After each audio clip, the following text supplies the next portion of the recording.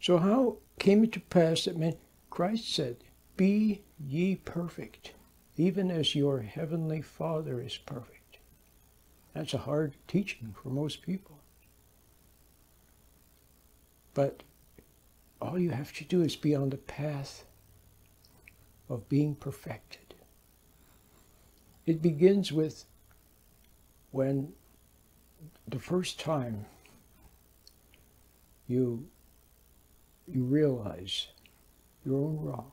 Maybe you're yelling at your child, and all of a sudden you take a mental step back and you see your child there crying, or you see your child's face flushed from your pressure. And you look at yourself and you are stricken, saddened by what you see about yourself, what you never saw before. Well, that's how it begins. You see in God's light. So the first thing maybe you see is that you're resentful. See, you're full of resentment toward everyone, including your own kids, your own partner, toward yourself, toward God. Maybe that's the first thing you see. Well, if you can see that, see, if you see it,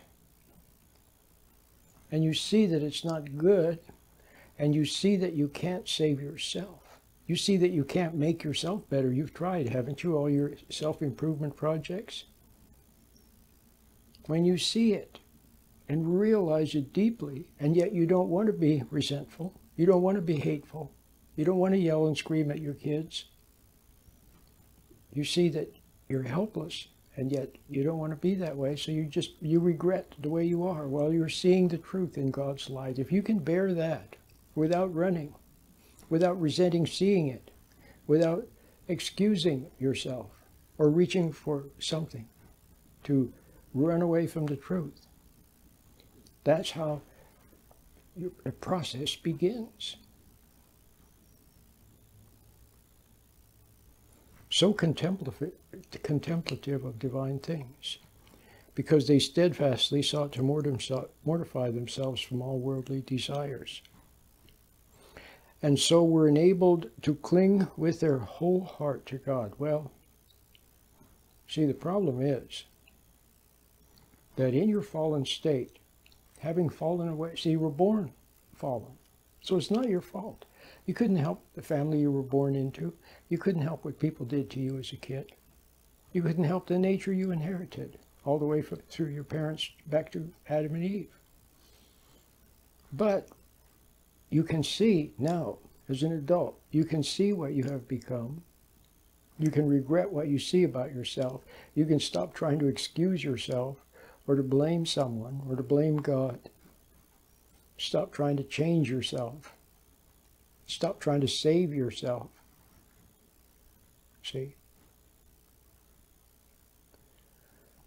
But what happened was, see, the plant, I keep coming back to the analogy of the plant because it's a very good one. It's more than just an analogy. It's actually a corresponding process. The plant is alive, isn't it? There's something magical and wonderful about being alive. I remember I read the book, A Tour of the Calculus by Budzinski. I can't remember his name now. Beautiful, great book. A Tour of Calculus, or A Tour of the Calculus. It's just it's a good read. No, it wasn't that book. I don't think it was one of his books. And at the very end, after talking about calculus and physics and integration and mathematics and all of that, he said, you can know all the physics in the world. He said, you still won't understand what life is. It's just something special. But anyway, the plant is alive, and it gets its light from the sun. The sun is the source of the plant's life, light and warmth. Somehow the plant transforms that light and warmth into beautiful roses. Well, the light for the soul is God. And somehow His light, His love, His warmth. See, if you if you take it in. It transforms you into a beautiful being. See? And seeing, loving him. See? And discovering more and more about him. You have less and less of an opinion of yourself. You have no opinion of yourself. You just observe, that's all.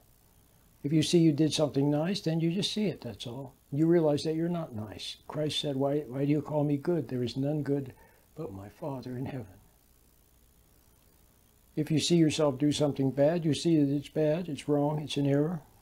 You regret seeing it. You regret that you see it, but you just see it. You realize you can't make yourself good. And you wait upon God. If anyone's going to change you, it's going to have to be him. When you see someone else that does something nice, well, you see that it's nice, but you don't put them on a pedestal and say, oh, what a wonderful person. They just did something nice, that's all. If you see them do something bad, then you see they did something bad, you discern it, but you don't judge them for it. You don't hate them for it.